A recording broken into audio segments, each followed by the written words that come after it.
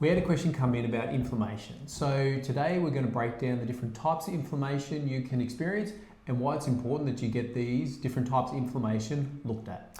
So the two types of inflammation we see on a daily basis here is acute inflammation and chronic inflammation. We see acute inflammation when someone sprains their ankle or sprains their wrist. It's that initial stage of inflammation. Now, this initial stage of inflammation is important because it kickstarts the body's healing processes. So what we might see with this is some redness, some heat, some swelling.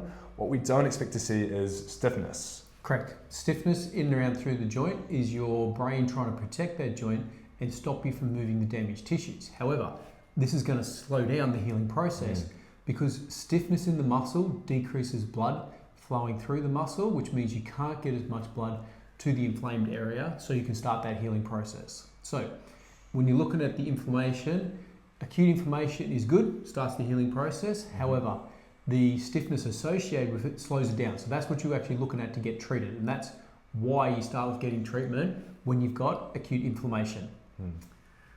So if you're dealing with stiffness and or inflammation, chronic or acute, book in to see us today at 5 Doc Osteo and Chiro. And stay tuned for our next post on why chronic inflammation is something you want to get treated.